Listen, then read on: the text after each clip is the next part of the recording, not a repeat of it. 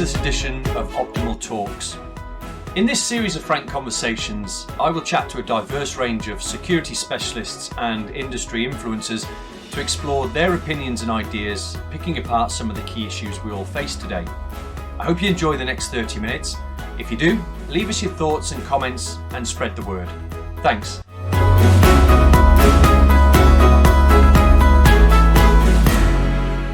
Hello, everybody. Welcome back again to this Optimal Talks. This session is with my good friend Nadeem Iqbal, who has been part of my life since before, well, when I was at the Security Institute. So Nadeem is on our Middle East Members Committee, I think still is part of the Middle East Members Committee for the Security Institute. A learning and education mastermind, in my opinion, and somebody I sought advice from on many occasions.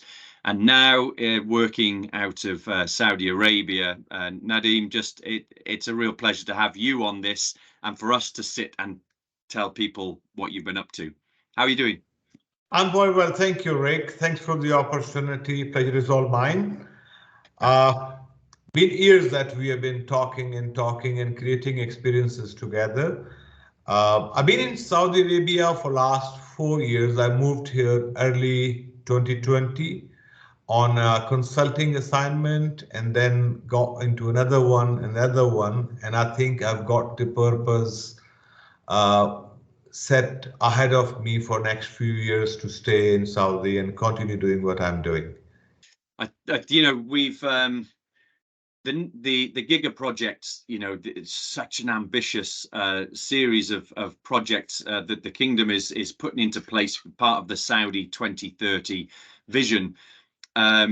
Has created a security industry. It's like its own Giga project, and security for all of these Giga projects creates a whole learning and development need because you simply didn't have enough security capability in the country. And I think, people don't realize quite how much, that impact of that training has had, well, globally in the region, I think. Yeah, I think that's a perfect example of the cyclonic winds that when the hot air goes up, the other air on the ground takes the space, moves to cover the space. Saudi have had some challenges. The industry is not regulated as yet. They're getting there pretty fast, but yes. They have had also that the Saudi industry in Saudi is Saudiized. So it cannot be an expatriate working in security unless he's a subject matter expert as a consultant, mentor, coach. Right. So there was a bit of challenge to cover the gap, but I think the way the youth has responded to it and the way the leadership is encouraging the young folks to go on accelerated development programs, find out for them whatever possible they can from God's earth, bring it to Saudi Arabia to nurture them and to polish their skills. That's happening, and yet there's a lot more to do in that space. So you're now working with the National Security Services Company, SAFE as we know it, but your career pathway through education and learning was long before this. So give us a little bit of a background so people know where your developers come from before I get into the whole topic around your experience of educating across different cultures and nationalities and languages and everything that's we can learn from you. I feel honored that I can help somebody learn, but I'll do my best. Okay, typical of a security industry. I've got military background. I used to be in Pakistan Army, a commissioned officer, an armor officer who rides the tanks and the glory.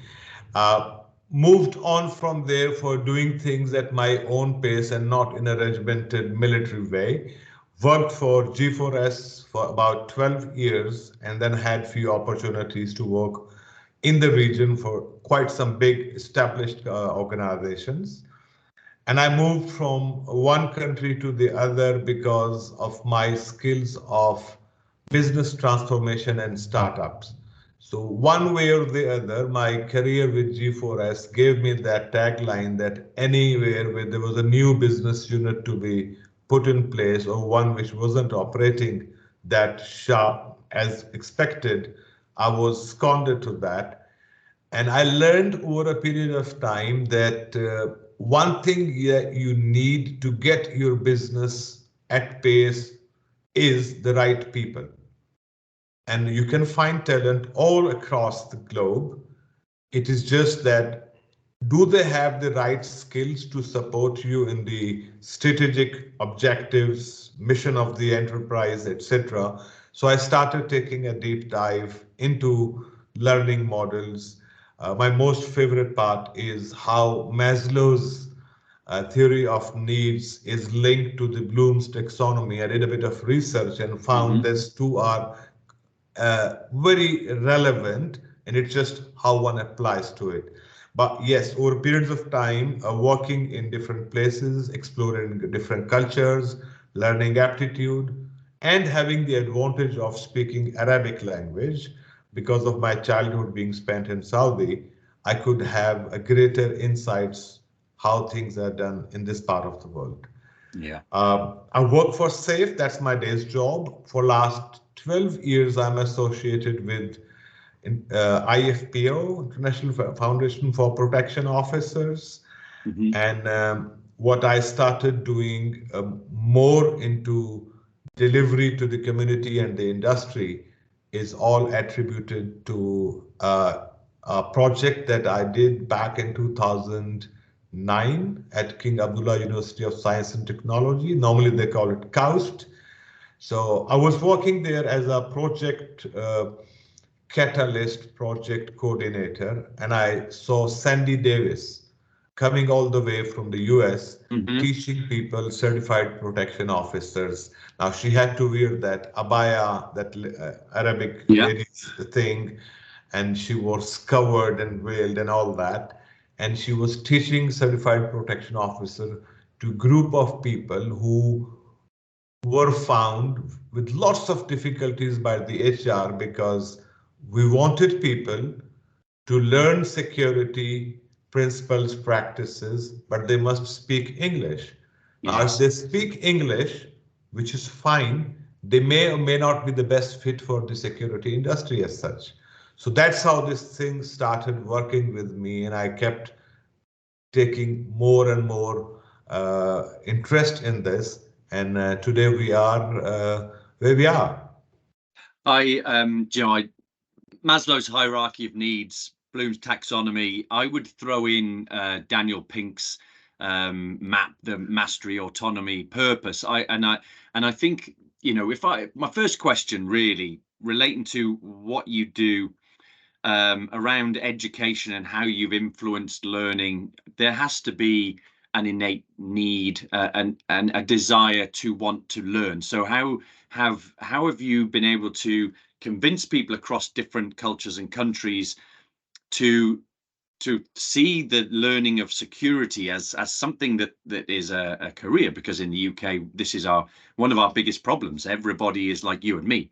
They're middle-aged men, ex-military or police, and we're not bringing the youth through into security careers because they're not inspired to learn about security. So how do you instill that, the needs from Maslow, Bloom's, the Daniel Pink theory of motivating them to see the purpose that security brings?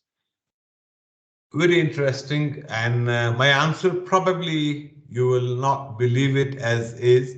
I never had to convince somebody that come and learn. Right. My effort has gone into bringing knowledge to the people in the language they understood. And they could communicate with confidence, they could write easily, and they could interact with. So I took that battle for 5 long years, persuading Sandy Davis, the CEO of IFPO, that we must present these programs in the language that people understand. And obviously, she had very genuine concerns of the brand integrity, the evaluations, the people who will deliver the programs, where to bring them on from. But a long journey starts with the first step in the right direction, and that's what we did. So early in 2020, I was given the go ahead on the project. We translated the program into Arabic language, and soon, 3 months down the line, the COVID welcomed to the world to be stranded from doing what they wanted to do. And we did not stop the journey. We went on to virtual instructor-led programs, and it has been a great success. I must make a mention of National Security Services company SAFE, who's got a mandate to transform the security industry in the kingdom. They've done a lot, but I'm not going to talk on that today, Mo. Hopefully at a different occasion. But I just feel that I was fortunate enough with the desire and the passion that I carried. And then comes the divine factor that if you are doing something that you're convinced with, you get all the support naturally. So I joined SAFE as a consultant, writing and developing their frontline security officers program. We had to skim the certified protection officer CPO from IFPO. We had to skim it to bring it to the level where frontline officers understand. And in the last 3 years, there are more than 6,000 frontline officers who have taken this program as the first step in their learning and development journey. 6,000 in 3 years. As I said, you won't believe it. And that's what it is.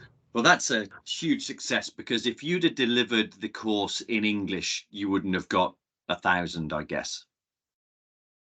Let me say very openly, even if I had got 1,500, maybe more than half of them would have left, because people who speak, read, write English, it's everybody's desire. Again, it goes back to Maslow. He want to do something better as the first layer of needs is met. So he would not want to continue working frontline security officer, which prima facie is not a profession, it's more of an occupation for most of the people. They take it as a time fill kind of an occupation for some time, few months, etc. So it is a belief in the purpose that yes, bring knowledge to the people in the language they understand.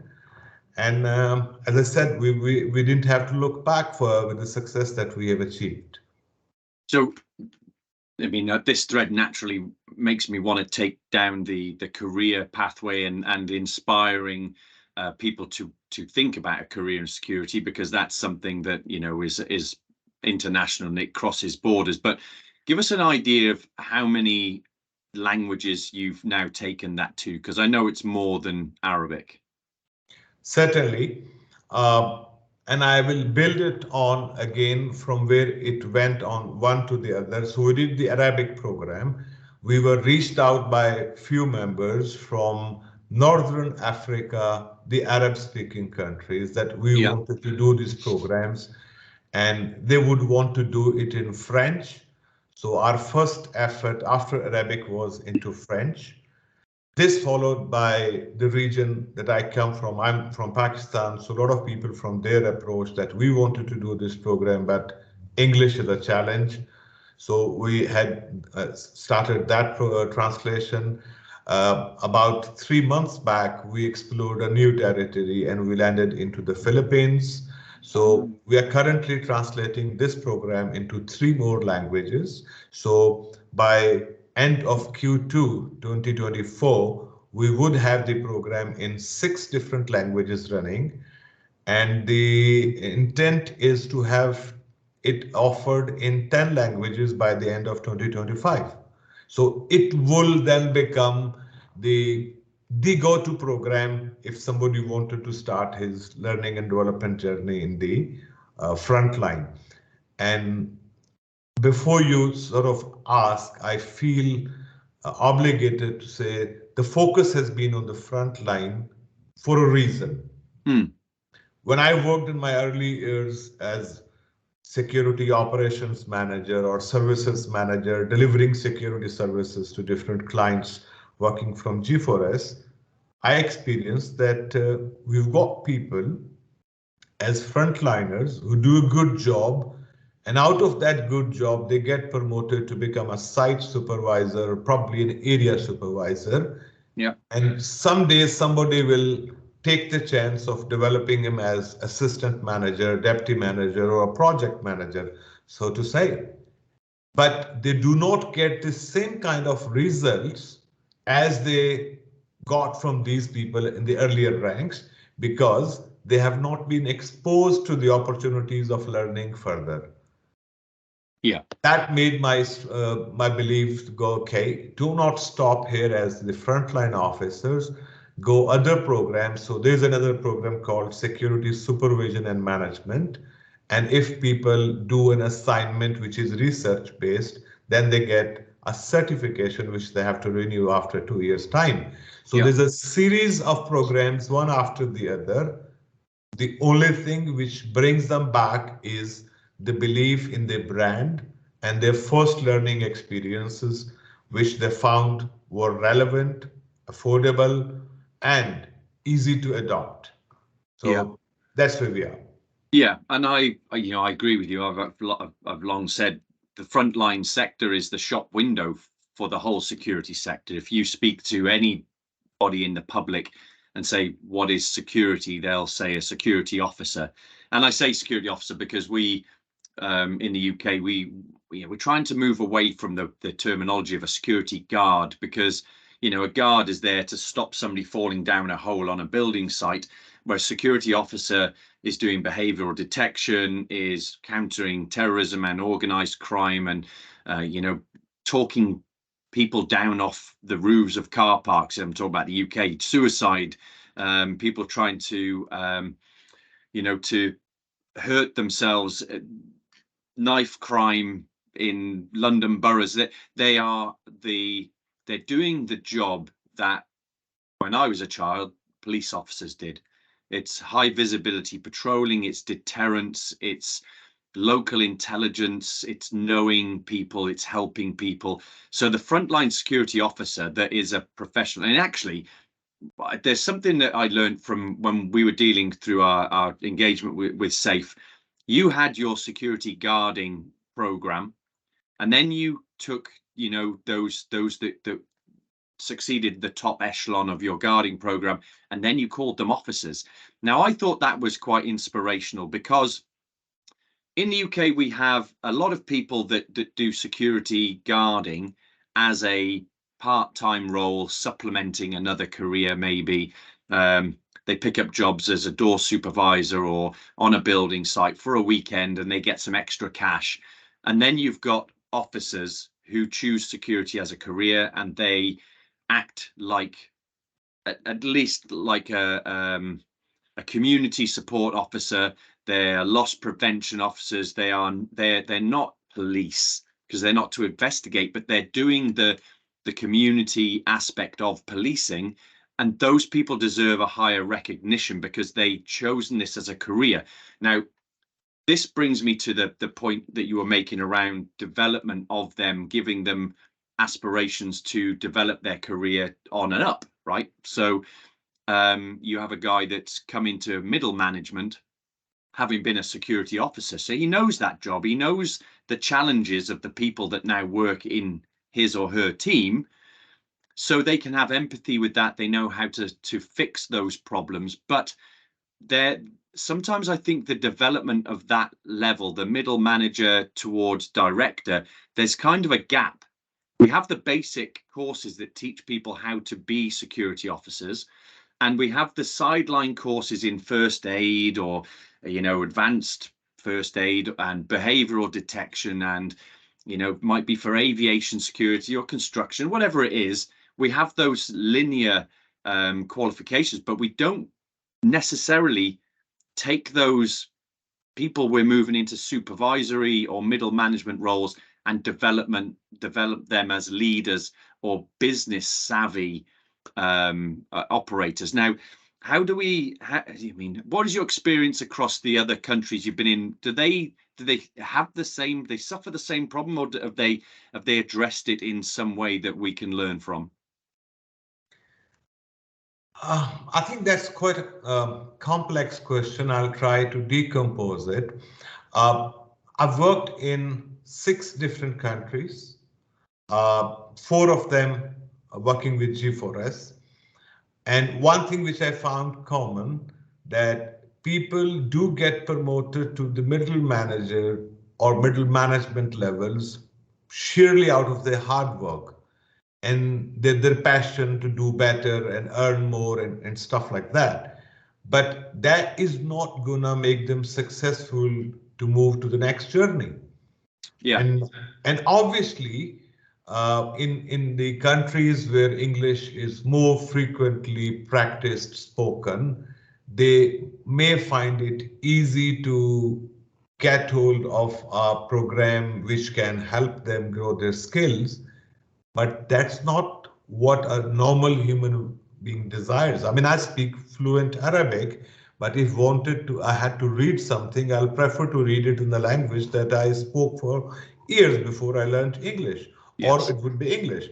However, so developing the middle management to the senior level, I think the it's a two-way journey. The organization has a responsibility to develop the people that think they will go along, who will add value, who will be the return on the investment for the organization.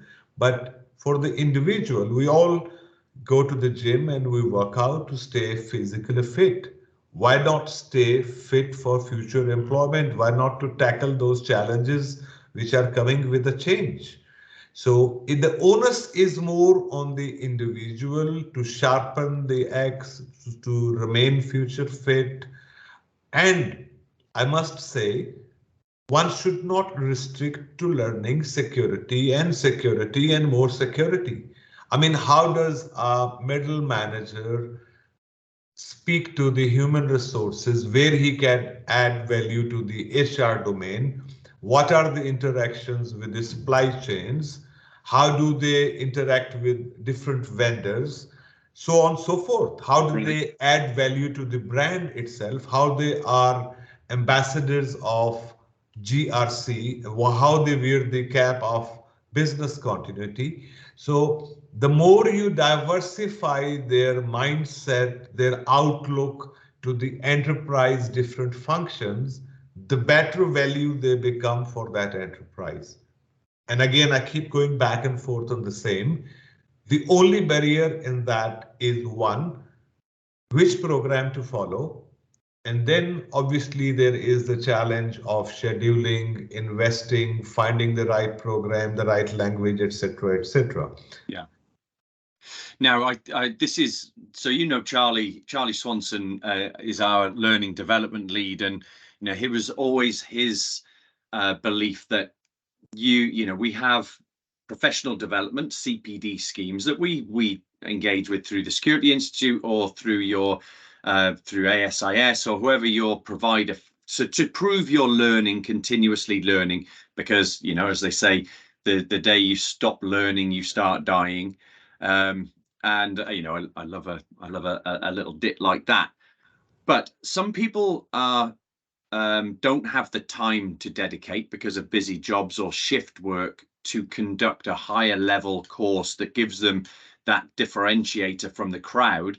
That to do a degree is a big commitment. It's actually it takes a lot of bravery to commit to it, because especially if you left school with like I did, with minimal qualifications and joined the army at 16 and a half. When I left at 40, then I'm looking at further education. But have I got the self-discipline, the capability to learn a master's degree? So you take a bite-sized course, you test yourself. So I did a terrorism studies certificate with St Andrews University, which was about maybe 6 months of work, and loved it, realized I really enjoyed that, and then felt emboldened to then fully commit to a full degree. Now, I didn't have the confidence to go straight to a full degree, and without the money I was given from the forces for my full career, I couldn't have afforded it either. So there's the financial commitment, there's the time and energy commitment, So we need to provide, and this is Charlie's mantra, was provide things that were bite-sized. You try not to eat the elephant whole. You take it in bite-sized pieces, and then take a little bit bigger. Maybe a certificate, a postgraduate certificate, or an award in something. Then look to a diploma, but build those up. And I know your journey. You have an MBA. I mean, I would love to get an MBA under my belt. I think it's the qualification that senior leadership, if they're going to influence board level in a business they're working for, that the MBA is the language that you need to know. But your journey was like mine. You started level 3 SRMC, right, and IFPO courses and on up. Exactly. So, I mean, I was careful if to mention it and I hope it's taken in the right context. I started working as a training officer back in 2000, then moved on from one role to the other. And I had that desire that I want to learn. It goes back to 2004 when I was doing my level 3 certificate from Security Institute. And my colleagues used to sometimes laugh at me that it's a Friday evening, we're going to play cricket, come along. And I said, no, I've got this assignment to do. But it kept me sort of engaged with it because there was a purpose.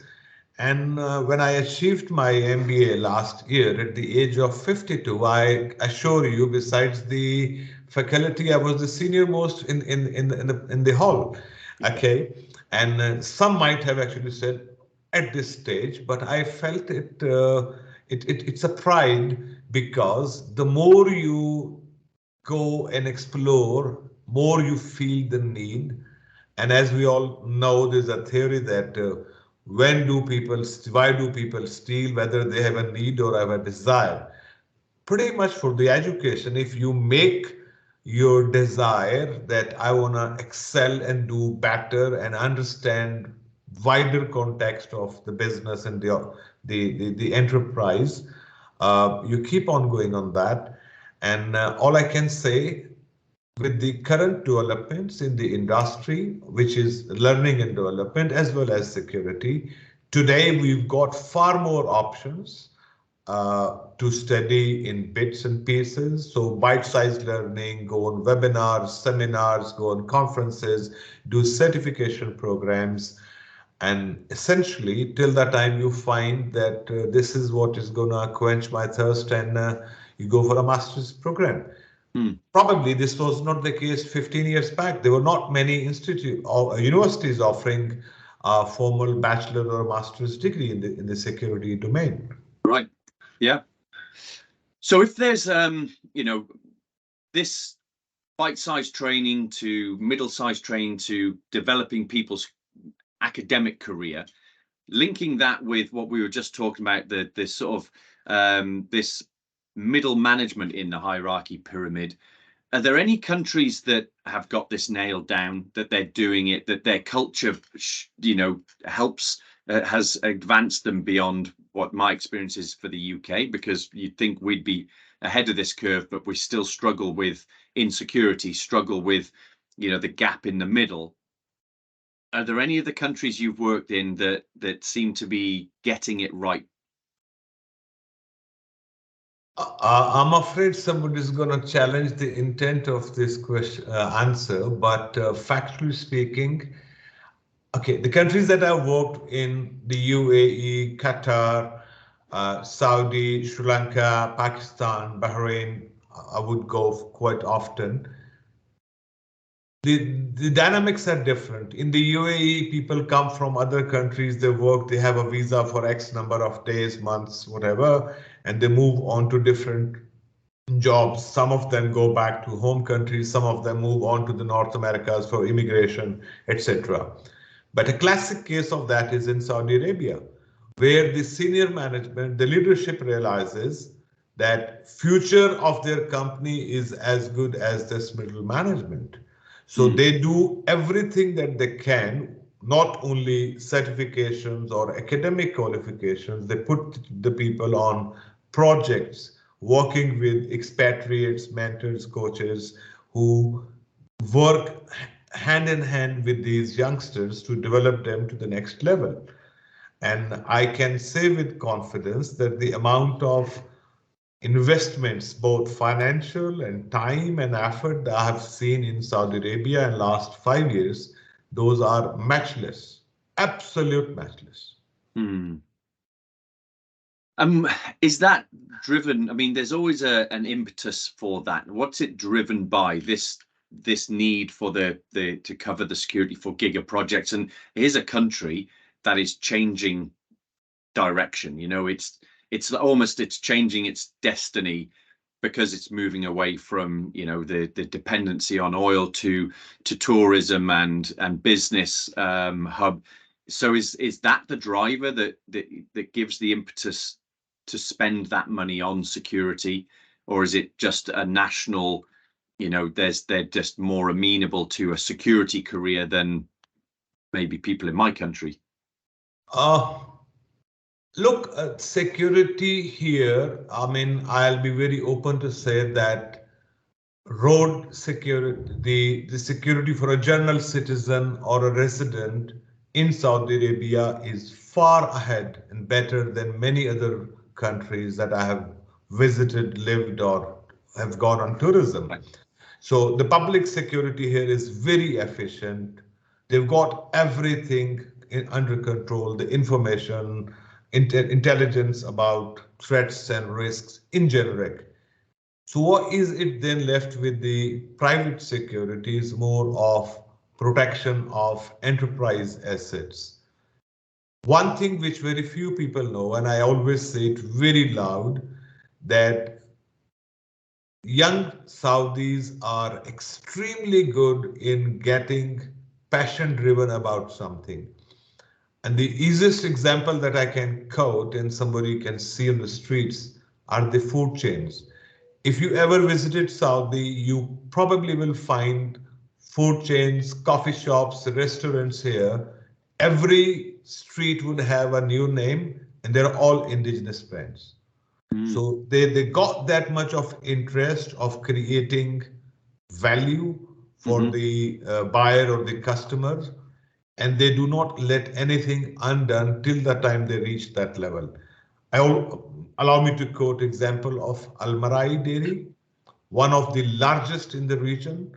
Yeah. So imagine how difficult it would have been 35 years back to feed a cow in the country. And this dairy business has grown from purely selling milk and the dairy products to almost offering anything that one needs in the refrigerator, olives and the breads and the cream and so on and so forth. Yeah. So there is a national instinct of excelling in what they learn to do, and they don't stop till they master the skills. Yeah. And pretty much same for the security industry. Okay. Is respect for security officers, that's 'cause the shop window is the frontline officer, is the respect for the security officer better in one country over another in your experience? I'd say it's a bit relevant to the company that they work for. There are companies who look after their employees very well, pay their social security, medical schemes, so they attract better talent.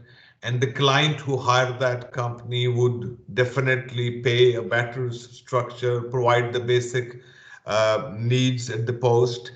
But yes, it is getting better. The better the officers behave with the people whom they interact, the more respect Right. they command. So the customer service is part of the solution, and how people perceive security rather than as an enabler rather than a blocker, you know, friendly. This is, you know, in the UK we have now street wardens. They're security officers, but they call them something else because it takes away that negative emotion about a security officer being thuggish and saying, no, you can't come in, and this sort of thing. I think I had a question there. So you mentioned there about that company valuing the officer, they're paying them appropriately. There is a paradox, I think, in the UK, and I'd be interested about your experiences. A lot of buyers of security will look for the cheapest option they can to satisfy their insurance company's requirements, which means, really the company that wins that contract at the cheapest level will be the one that is, not investing in professional development or uniforms that make the officer feel proud of what they do, engages in the HR processes that, encourage staying and better performance. So, how much is it tied to performance and respect and recognition that the buyer of security is paying an adequate rate and employing ethically sound and moralistic security companies, not just going for the cheapest option? I think it will be unfair if we said that buying the cheapest is only for security. Which organization would allow their procurement to buy a paper of 200 GSM when they needed one for 80? And so on and so forth. I Right. mean, every CEO wants to have his top line growing and the bottom line getting stronger and the operating costs and overheads diminishing. So it's no different for security, but then it's the leadership. I mean, I Yeah. can quote here without name of the CEO who had the guts to drive 1,400 kilometers in 2 days, go on a new project site, live and breathe with the officers who have been assigned on that project, just to make sure that the client feels the need of providing the officer the guardhouse, electricity, water, cattle, and then he wouldn't be wrong in expecting those officers to give in their best to protect the interest of the company that they work for. So somehow, I mean, I do not get convinced that a customer is not willing to pay. You don't want to have all the contracts on God's earth that come your way. You pick your customers the way you pick the people that you want to work with. Mm. So if the company is clear what they want to achieve, I'm sure their business model will bring all these necessary things into the role play. But to answer your question very directly, yes, there is people have KPIs to cut the costs. If the officers are well trained, they will create value for the enterprise by giving inputs of bad behavior, health and safety violations, hazards coming out of the work styles, etc., etc. So one officer who was actually hired to protect the enterprise against theft or vandalism or terrorism in the most extreme case would actually create a lot more value by reflecting positively on the brand, on the organization that they work for. And it all goes back to education. It's actually similarly the topic of my master's dissertation was on that very theme, the organizational management theory applied to a protection officer to enhance their protective instinct. And that really, when you boil it down, comes down to the difference between a transactional relationship between the client and your business of security, like do this and I'll pay you, or the transformational relationship where they're investing in their officers as if they're their own, a sense of belonging, a sense of purpose, and then those officers feeling like they have a more than a duty to protect this shopping mall, this factory, this distribution center, this airport, because how dare you attack my airport? They have an enhanced protective instinct because they feel valued and they feel like it's more than a transactional thing of just being paid. They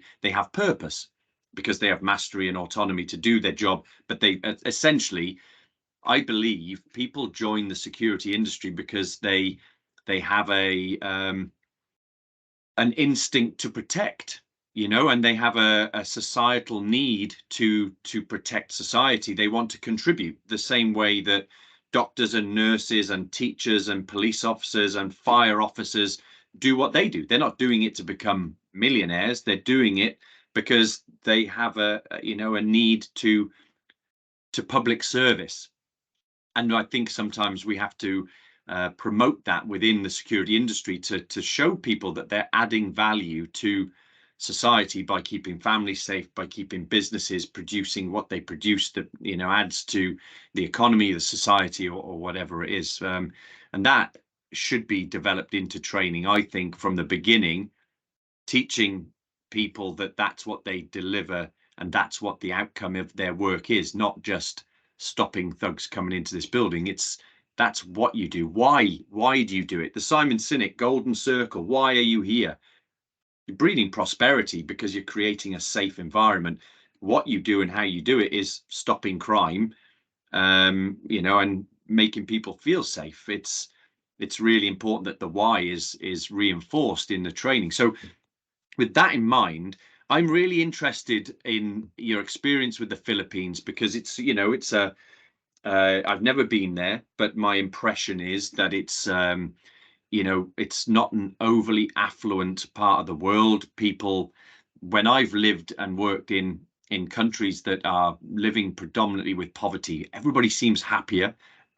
To, you know, small things make people happy, whereas in the UK, you know, people take things for granted that they don't in other countries. And I wonder how your security officers are inspired or take to the training they're given. Do they value it more because they want the career? And Okay, allow me to put it in a slightly different perspective, and I'll be unfair if I talked only about Philippines, because I also I manage Middle East, North Africa, Southeast Asia. So yeah, it's a total of 23 different countries. right, One thing common in all of them is that security officers do not speak the language, which is the language of most commonly available training resources. yes, And I opted for that journey. I was once asked by a colleague in whom I have shared the stage a couple of times, and he said, Nadeem, you have gone on a very difficult journey of trying to bring training for the security officers, and the companies are not going to pay. I said, I don't care. My purpose is bringing knowledge to the people in the language they understand better, and I call it learning beyond borders. That borders are geographical, mental borders, financial restrictions, so on and so forth.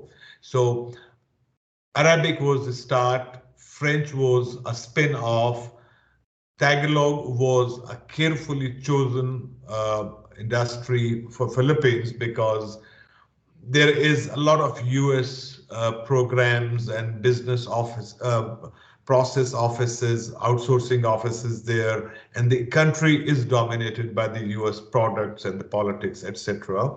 right, So they see that, we are moving into 3 different countries in next 6 months' time, delivering the program in the local languages, and there's one common purpose in all of them, that we make knowledge available, accessible, which means financially also accessible, right, yeah, and we keep it relevant. I mean, how many organizations can spare their people to go and attend a program for 80 hours learning? Few and far in between, if any. yeah, So what we have worked it around that the complete program is now available in modular format. So yeah, you do one module today and another module after 2 months, another module after 4 months, yeah. and you have the option to complete the whole program in a year's time, which is there for the certified protection officer. So we made it easy to cater against their schedules, to cater against their financial commitments, and their physical and mental capacity also. So so one last question, because you mentioned, you know, the American centric qualification, and you know, I have to admit, you know, having worked with American companies and American security specialists, and in fact, the last optimal talk was with Mike Gibbs from ASIS, you know, fame. It's very prescriptive way they carry firearms. They have set standards that might not be applicable to other countries necessarily. How have you managed to sort of make things like the IFPO CPO course fit for countries where, you know, it might not necessarily fit? Thank you. That's perhaps the most interesting question, because I did my CPP from ASIS. Prior to that, I had done my level 3 from Security Institute, which was more on drills and procedures. With the CPP, it was more for the corporate security, and I followed it up with the PMP, managing projects and programs then. And I did my strategy execution program from the US, but I never expected or came across the complete horizon around me offering me the ideal circumstances. I applied the knowledge as it was relevant to the job that I was on. So in Saudi Arabia, we don't need to teach them what the US law for security is. What the obligations there are might be different here, what a security officer is hired for. So the post orders and the job descriptions, etc., will tell them what they do to do on the ground, but we give them a conceptual knowledge how your vigilance can help organization understand there is a rising threat. So that concept anybody could apply, no matter if he was in Pakistan, East Timor, Africa, etc., etc.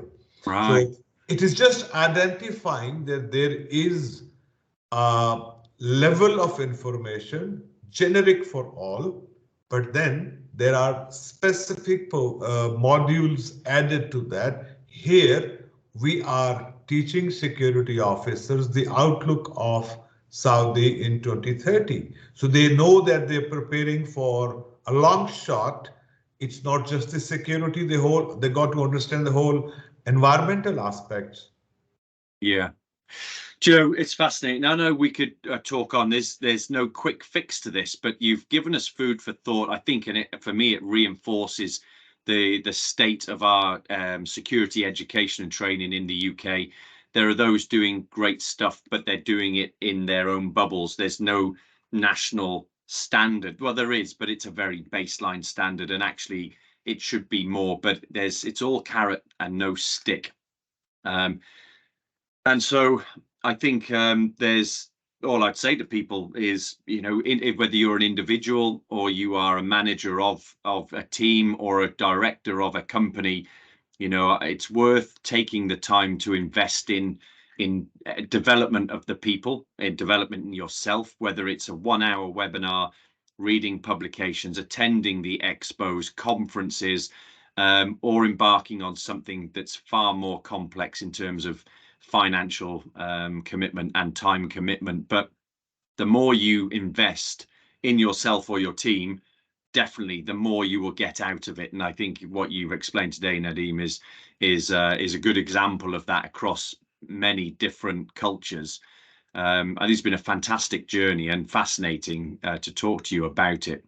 I really appreciate your time today, and you know, I hope this is not the last time we'll talk on one of these. We will be talking, obviously, very Thanks very soon. much. Anyway, but Pleasure is all mine. It was interesting, and I picked up a few points that I need to start working on how to make the cause go further. Thank you for valuable insights. Nadeem, thank you. That's it for now. I hope you've enjoyed this. If you've got any ideas for future presentations, or you have a story you would like to explain, or anything that's in the periphery of security, not necessarily about security, but as long as you're a security professional, you have something others can learn from. That's the whole point of Optimal Talks. A good chat that we can dig our teeth into. Nadeem, thanks for letting me dig my teeth into your topic. I will speak to you next week. Enjoy the rest of your weekend, my friend. Thanks, everybody. Cheers. Thank you.